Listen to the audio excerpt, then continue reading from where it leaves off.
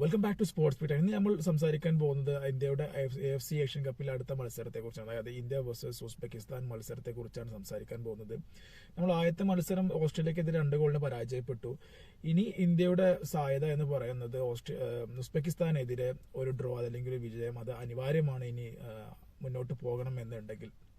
അപ്പോൾ എനിക്ക് personally feel ആകുന്ന ഒരു കാര്യം എന്താണെന്ന് വെച്ച് കഴിഞ്ഞാൽ, ഇപ്പോൾ ഓസ്ട്രേലിയക്കെതിരെ കളിച്ചപ്പോൾ ഞാനൊരു എക്സ്പെക്ട് ചെയ്ത കാര്യം തന്നെയാണ് സംഭവിച്ചത്. അതായത് ഒരു 0-0 ഡ്രോ, അതല്ലെങ്കിൽ ഒരു ഗോളിനോ 2 ഗോളിനോ ഇന്ത്യ പരാജയപ്പെടും എന്നുള്ളത്. 2 ഗോളിന് ഇന്ത്യ പരാജയപ്പെട്ടു. പക്ഷേ ഇപ്പോൾ ഉസ്ബെക്കിസ്ഥാനെതിരെ കളിക്കുമ്പോൾ എനിക്ക് പേഴ്സണലി എൻ്റെ ഒരു അഭിപ്രായം എന്ന് പറയുന്നത് ഓസ്ട്രേലിയക്കെതിരെ കളിച്ചതിനേക്കാൾ കൂടുതലൊരു ഭീതി ഉണ്ട് എന്നുള്ളതാണ്. കാരണം ഉസ്ബെക്കിസ്ഥാന്റെ കളികൾ എടുത്തു നോക്കിയാൽ നമുക്ക് കാണാൻ പറ്റും, അത് അവർ എപ്പോഴും ഒരു അറ്റാക്കിംഗ് ഫുട്ബോൾ കളിക്കുന്ന ഒരു ടീമാണ്.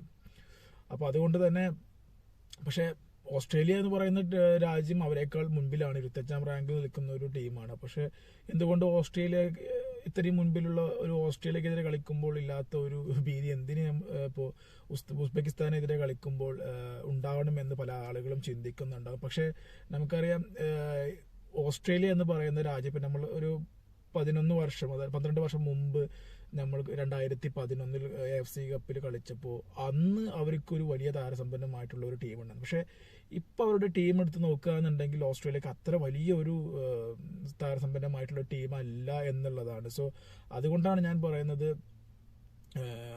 അവരുടെ ഒരു അറ്റാക്കിംഗ് ഫുട്ബോൾ അല്ല അങ്ങനെ പലപ്പോഴും കാണുന്നത്. പക്ഷേ ഉസ്ബെക്കിസ്ഥാൻ എന്ന് പറയുന്ന ടീമിന്റെ അവരുടെ ഫോർമേഷനും അവർ കളിക്കുന്ന രീതികളും അവരുടെ കളികളൊക്കെ കണ്ടു കഴിഞ്ഞാൽ എപ്പോഴും അറ്റാക്കിംഗ് ഫുട്ബോൾ, അതായത് സെറ്റ് പീസുകളുടെ കാര്യങ്ങൾ ആണെങ്കിലും അതുപോലെ തന്നെ മറ്റ് എല്ലാ മേഖലകളും അവരുടെ കളികളൊക്കെ ആ ഒരു രീതിയിലാണ്. സോ അതുകൊണ്ടാണ് ഞാൻ പറഞ്ഞത്, ഇപ്പോൾ ഓസ്ട്രേലിയക്കാൾ കളിച്ചതിനേക്കാൾ ഒരു ഭീതി ഉസ്ബെക്കിസ്ഥാനെതിരെ കളിക്കുമ്പോൾ ഉണ്ട് എന്നുള്ളത്. സോ എന്താണെങ്കിലും ഇപ്പോൾ നമുക്കറിയാം, ഇപ്പോൾ ഉസ്ബെക്കിസ്ഥാനെ സംബന്ധിച്ചിടത്തോളം ഉസ്ബെക്കിസ്ഥാൻ കളിച്ച അവസാനത്തെ 8 കളികളും അവര് പരാജയപ്പെട്ടിട്ടില്ല എന്നുള്ളതാണ്. അതായത് കഴിഞ്ഞ 2023 സെപ്റ്റംബറിൽ കളിച്ച ഒരു കളി US-നെതിരെയായിരുന്നു. ആ ഒരു കളിയിൽ മാത്രമാണ് അവർ 3-0 എന്നുള്ള ഒരു മാർജിനിൽ പരാജയപ്പെട്ടത്. അതിനുശേഷം പിന്നീട് അവർ ഇതുവരെ പരാജയപ്പെട്ടിട്ടില്ല. അതായത് ഈവൻ മെക്സിക്കോക്കെതിരെ അവരൊരു ഫ്രണ്ട്ലി കളിച്ചിട്ടുണ്ടായിരുന്നു, അതിൽ പോലും അവർ 3-3 ഒരു ഡ്രോ അവർക്ക് നേടി. സോ അതുകൊണ്ട് തന്നെ അവരുടെ ആ ഒരു ടീം എന്നുള്ള നിലയ്ക്ക് അവർ എത്രമാത്രം സ്ട്രോങ് ആണ് എന്നുള്ളത് അതിൽ നിന്ന് നമുക്ക് മനസ്സിലാക്കാൻ കഴിയുന്നതാണ്. പിന്നീട് ഇപ്പൊ നമുക്ക് ആശ്വസിക്കാനുള്ള ഒരു കാര്യം എന്താണെന്ന് വെച്ച് കഴിഞ്ഞാൽ, ഇപ്പൊ ലാസ്റ്റ് ഇപ്പോൾ AFC കപ്പിൽ സിറിയയും അതുപോലെ തന്നെ ഉസ്ബെക്കിസ്ഥാനും കളിച്ച ആ ഒരു കളി അത് 0-0 ഡ്രോ ആയി. സോ അത് നമുക്കൊരു ആശ്വാസം നൽകുന്ന കാര്യമാണ്. പിന്നെ അവരെ സംബന്ധിച്ചിടത്തോളം അവരുടെ സൂപ്പർ താരം എൽദോർ അസ്മാത്ത് എന്ന് പറയുന്ന അവരുടെ താരം ഇപ്പോൾ ഈ AFC ഏഷ്യ കപ്പിൽ അവരുടെ കൂടെ ഇല്ല. അദ്ദേഹം കളിക്കുന്നില്ല. അദ്ദേഹം റോമ ഫുട്ബോൾ ക്ലബിന്റെ താരമാണ്. സോ അദ്ദേഹം ഇല്ലാത്തതും അവരെ സംബന്ധിച്ചിടത്തോളം അവർക്കൊരു തിരിച്ചടിയുണ്ട്. കാരണം ഒരു ഫോർവേഡിൽ അവർക്ക് ഒരു മികച്ച താരത്തെ ഇല്ലാത്തത് അവരെ കോച്ച് തന്നെ പറഞ്ഞതാണ്, അവർക്ക് അത് മെസ്സി ഇല്ലാത്ത പോലെയാണ് എന്നുള്ളത്.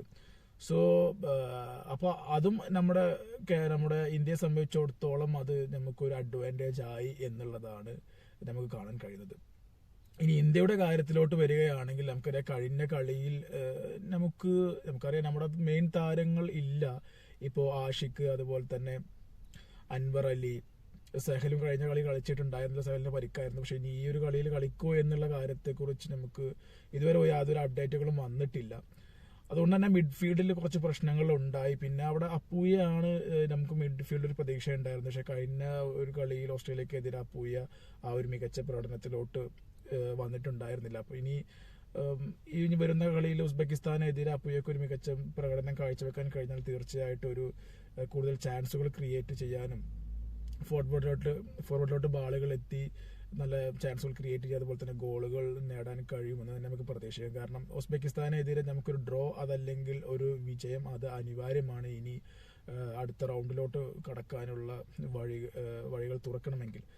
സോ അതാണ് മെയിനായിട്ട് പറയാനുള്ളത്. പിന്നെ എനിക്ക് കഴിഞ്ഞ കളിയിൽ ഒന്ന് ഫീൽ ആയ ഒരു കാര്യം എന്താണെന്ന് വെച്ച് കഴിഞ്ഞാൽ, കഴിഞ്ഞ കളിയിൽ ആ ഒരു സബ്സ്റ്റിറ്റ്യൂട്ട് ചെയ്യാൻ വേണ്ടി കുറച്ച് ഡിലേ ചെയ്തോ അതല്ലെങ്കിൽ താരങ്ങളെ മാറ്റിയിറക്കാൻ വേണ്ടിയിട്ട് കുറച്ച് ടൈം എടുത്തു എന്നുള്ളത് പേഴ്സണലി എനിക്കത് തോന്നിയിരുന്നു. അപ്പോൾ അത് എസ്പെഷ്യലി അതിൽ നമ്മുടെ മഹേഷ് സിംഗിന്റെ കാര്യം. മഹേഷ് സിംഗ് നല്ലൊരു ചാൻസുകളും ക്രിയേറ്റ് ചെയ്യാൻ അതുപോലെ തന്നെ അറ്റാക്ക് ചെയ്ത് കളിക്കുന്ന ഒരു താരമാണ്. അപ്പൊ അദ്ദേഹത്തെ കഴിഞ്ഞ കളിയിൽ എന്തുകൊണ്ട് ഫസ്റ്റ് 11 ഇറക്കിയില്ല എന്നുള്ളത് എനിക്ക് തോന്നിയിട്ടുണ്ടായിരുന്നു. അപ്പൊ ഇനി വരുന്ന ഉസ്ബെക്കിസ്ഥാനിലോട്ടുള്ള കളിയിലെങ്കിൽ അദ്ദേഹത്തിന് ആദ്യത്തെ 11 അതല്ലെങ്കിൽ ഇനി ഹാഫ് ടൈമിന് ശേഷം ഇറക്കുകയാണെങ്കിൽ കൂടെ അദ്ദേഹത്തിന് തുടക്കത്തിൽ തന്നെ ഇറക്കണം എന്നുള്ളതായിരിക്കും എനിക്ക് പേഴ്സണലി പറയാനുള്ള ഒരു അഭിപ്രായം. പക്ഷെ നമുക്കറിയില്ല കോച്ചിന്റെ തീരുമാനങ്ങളും കാര്യങ്ങളൊക്കെ എങ്ങനെയാണ്. അദ്ദേഹം ഉസ്ബെക്കിസ്ഥാനെതിരെ കളിക്കുമ്പോൾ തീർച്ചയായിട്ടും ഒരു വിജയം പ്രതീക്ഷിക്കുന്നുണ്ട്, അല്ലെങ്കിൽ ഗോൾ അടിക്കാനുള്ള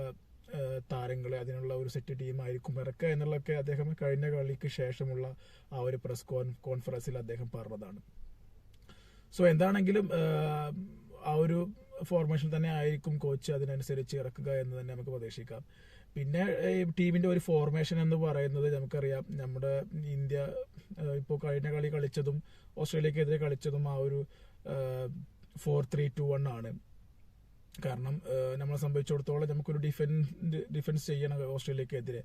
കാരണം അവർ നമ്മളെക്കാൾ മികച്ച ടീമാണ്. അതുപോലെ തന്നെ അവരുടെ ടെക്നിക്സും ഫിസിക്കും എല്ലാം വെച്ച് നമുക്ക് അവരോട് പിടിച്ചു നിൽക്കണം എന്നുണ്ടെങ്കിൽ ആ ഒരു ഫോർമേഷനാണ്. അതുകൊണ്ട് തന്നെയാണ് കോച്ച് ടീമിനെ അങ്ങനെ ആ ഒരു കോമ്പിനേഷനിൽ ഇറക്കിയത്. പക്ഷെ എനിക്ക് തോന്നുന്നു ഇനിയിപ്പോൾ ഉസ്ബെക്കിസ്ഥാനെതിരെയും ആ ഒരു ഫോർമേഷൻ തന്നെ ആയിരിക്കും. കാരണം ഉസ്ബെക്കിസ്ഥാൻ ഒരു അറ്റാക്കിംഗ് ഫുട്ബോൾ കളിക്കുന്ന ടീമാണ്.